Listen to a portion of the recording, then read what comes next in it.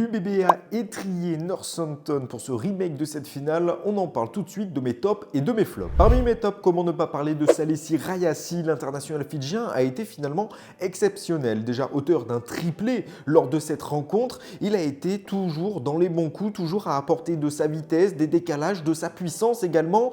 Offensivement, ça a été l'un des joueurs qui a tout le temps mis l'UBB dans l'avancée, même si 90% des joueurs ont mis l'UBB dans l'avancée.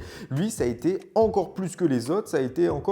C'est un joueur qui a été déterminant dans cette victoire de l'UBB. Il est celui qui inscrit les 2 premiers essais de son équipe et un 3e suite à finalement une percée magique. Je pense que tout le stade et tous ceux derrière leur télévision se sont levés devant cette percée de Salesi Rayassi. Et même défensivement, il a été très important avec aussi ce 2 contre 2 sur l'extérieur lors de la seconde période où il revient parfaitement sur l'attaquant et permet finalement à son équipe de récupérer le ballon. Autre joueur qui a surnagé ce match, je parle évidemment de Cameron Moki, le numéro 7 de l'UBB a été finalement, on a retrouvé ce Cameron Moki d'avant le Racing finalement à son meilleur niveau.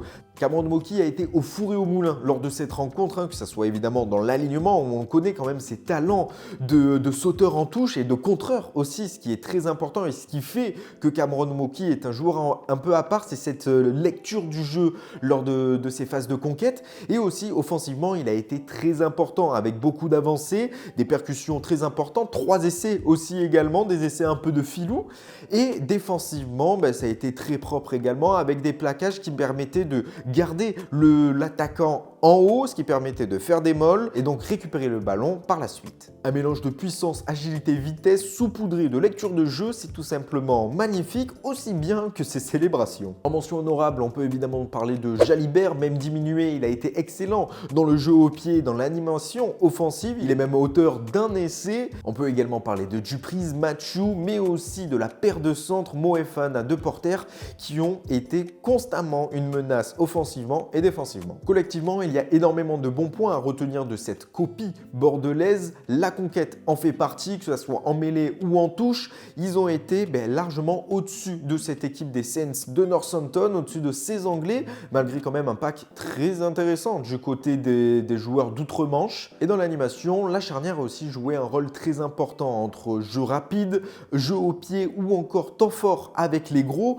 Il y a eu une très bonne alternance de la part des 2 joueurs, Martin Pagerello et Mathieu Jalibert. Et c'est aussi dans l'animation la façon de quand déployer les combinaisons, de quelles combinaisons aussi à déployer. Et bien souvent, quand il y a eu une combinaison côté bordelais, ça a souvent été le feu dans la défense anglaise. Et enfin, défensivement, on a vu l'UBB ne pas forcément monter énormément, ne pas faire de défense en rush, une rush défense sur ces Anglais. Ça a été plutôt d'attendre, de coulisser, de les amener vers la touche. Et quand c'était des temps de jeu sur les petits côtés, là, on faisait une montée inversée. Donc, les 3 quarts, bien souvent, les ailiers montaient très fort avec le 2e centre ou celui qui était à ses côtés pour bloquer les extérieurs, intercepter ou tout simplement mettre énormément de pression. Et là où c'était plus dense avec les avants, pouvoir découper. Et collectivement, j'ai aussi envie de parler des célébrations, que ce soit la clim de Mathieu Jalibert ou encore toutes celles de Cameron Moki. Mes tops sont terminés, on passe directement à mes flops. Un joueur qui a alterné entre le bon et le moins bon, la compréhension et l'incompréhension, c'est Damien Penaud. L'ailier du 15 de France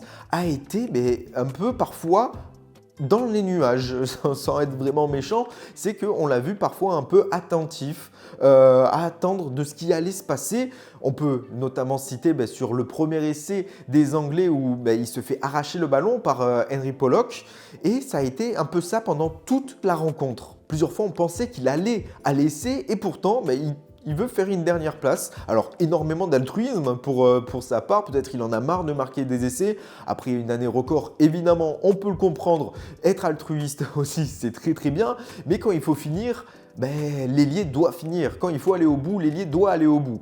Donc, une fois, ça a payé puisque Cameron Moki est allé en terre promise.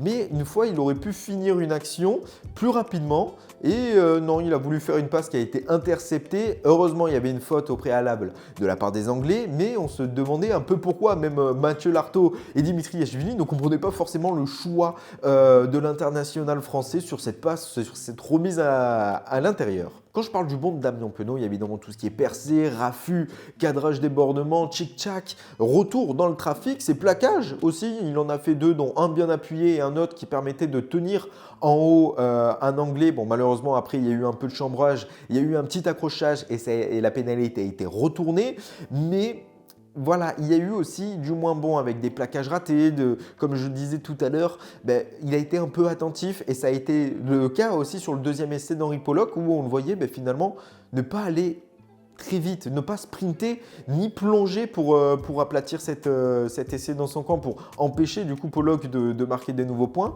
Il y a eu, défensivement, ça a été quand même bien compliqué pour Damien Penaud. Collectivement, les petits points noirs, c'est quand même de laisser ce bonus offensif à cette équipe des Saints, même si ça peut paraître anecdotique, c'est quand même une façon de montrer que jusqu'au bout, personne ne va lâcher. Jusqu'au bout, vous n'allez rien avoir. Surtout qu'ils n'ont pas forcément proposé énormément de jeux. Ça a été sur 2-3 accélérations.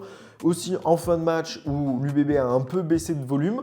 Donc c'est dommage quand même de laisser ces petits points par-ci par-là à leur adversaire. Sur renvoi, il y a aussi 3 ballons perdus de la part de Bordeaux. Alors pas forcément sur des en avant de l'équipe française, mais plutôt parce que on n'était pas au point de chute ou tout simplement on a été un peu attentif. On a un peu regardé ce qui allait se passer. 2 fois sur des renvois courts. Un autre, on était à peu près au niveau des 30 mètres. Donc c'est un petit point aussi un peu dommageable, un petit point noir quand même de cette rencontre du côté de Bordeaux.